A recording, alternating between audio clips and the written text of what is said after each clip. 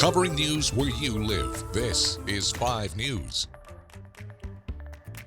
Well, thank you for joining us here on this Wednesday for the latest news and weather where you live. I'm Jo Ellison. And I'm Tiffany Lee. It's been a cold few days, but I think we're finally starting to see light at the end of the tunnel, right, Stephen? Yeah, that's right. Finally, we are going to climb above freezing for today, defrosting the rest of this week now, going into the weekend as well. Still bitterly cold out there for the morning hours, but by the time we get to the afternoon, finally cracking above that freezing point. High pressure in place for today. Going to see plenty of sunshine across the area before we get to the weekend, and that's when some rain chances start to come back in. The reason why we're getting warmer today is we're going to have some strong winds up from the south, gusting around 20 to 30 miles per hour. So it's going to be windy at some points, but good news is that at least we get some of that warmer air back across the region. Take a look at these afternoon highs over the next several days, back up into the 40s and 50s as we get into the weekend. By the end of the weekend, though, you notice that little dip. That's some rain chances coming by the time we get into Sunday morning. Of course, those rain chances coming Saturday night going into Sunday morning. Not everybody's going to see the rain, but some scattered showers surely do look likely at this point. We look at futurecast of what it could look like. Again, Saturday evening could see a few scattered showers going into Sunday morning. As that system starts to move off towards the east, we could see some cooler air filter in and maybe see a few snowflakes by the time we get to Monday morning. Northwest Arkansas over the next 7 days, plenty of sunshine to end the week, and finally we are above that freezing point, warming into the weekend. It's not going to be a heat wave by any means, but definitely much warmer than it was for the start of the week. Our next rain chance comes in Saturday night going into Sunday morning. All right, Stephen, thank you. Well, bird flu has been a growing concern across the U.S. and even here in Arkansas. Trey Reed with Arkansas Game and Fish tells us that there hasn't been significant concern about domestic flocks or human transmission here at home. But they are monitoring it closely, and what they're finding right now is more cases in snow geese. He says right now these levels aren't catastrophic and everyone should just be aware, but proceed as they normally would. For hunters, especially taking simple precautions like wearing gloves while cleaning birds and properly disposing of carcasses is key to minimizing any risk. If you see wild birds acting strangely, seeming disoriented, or losing their instinct to avoid predators, or find multiple dead birds in one area, Game and Fish asks you to report it on their website. That helps them identify the areas to investigate. And Arkansas lawmakers are proposing an expansion to the beer definition through a newly filed bill. Now, if passed, this bill would raise the alcohol content limit for beer produced and sold in the state from 5 to 14%. Malt beverages with an alcohol content of up to 14% would fall under the definition of beer, while those exceeding 14% would be classified as malt. And Arkansas lawmakers working on another bill to provide more government transparency when it comes to congressional redistricting. One lawmaker is trying to expand the law and applying it to another controversial topic.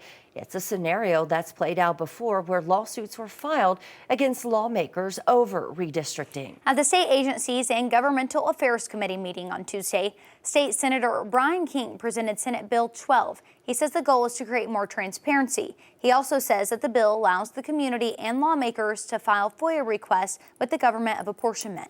Well, prisons are also starting to release January 6 participants after President Trump granted pardons. Some are from right here in Arkansas. 5 News reporter Lauren Spencer shares our story.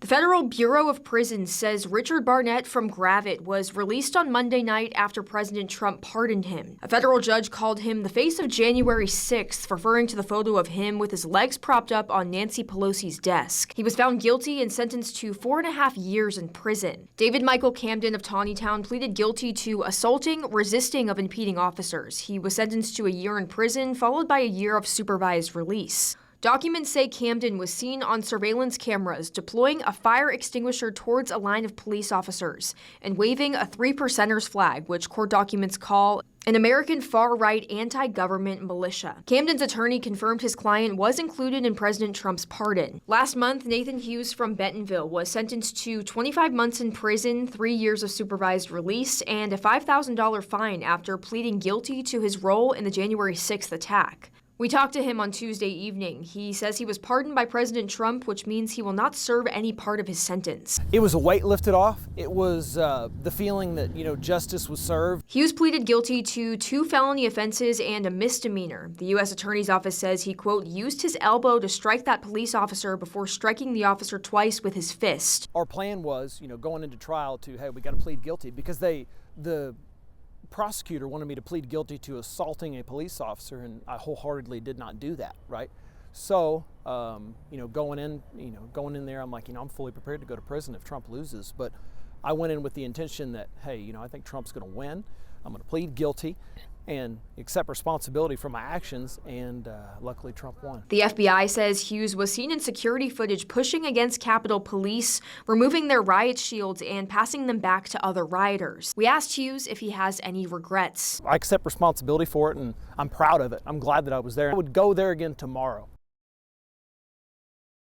The Justice Department says more than 140 police officers were assaulted on that day. 4 officers who responded to the Capitol died by suicide within 7 months of the insurrection. And according to the medical examiner, Officer Brian Sicknick died from natural causes after suffering from strokes. Yeah, well, a supporter of President Trump who was inside the Capitol was shot and killed by an officer as she was seen trying to break through the door of the Speaker's lobby while members were actually evacuating. We reached out to Arkansas Congressman Steve Womack for his reaction to the pardons. This is what he said. It's the president's prerogative to pardon criminal behavior, and it's no surprise he followed through on the campaign promise. He did go on to say he does not condone that type of violence and feels those involved in the violent assault on law enforcement or the vandalism of the U.S. Capitol should remain accountable for their actions. And lastly, he said that Americans need now to focus on the nation's future and take advantage of a unique opportunity, to deliver wins in a Republican-controlled Washington. Well, hey, thank you so much for joining us here today for the latest news and weather. Catch up with us again tomorrow, right here for more. Have a great day.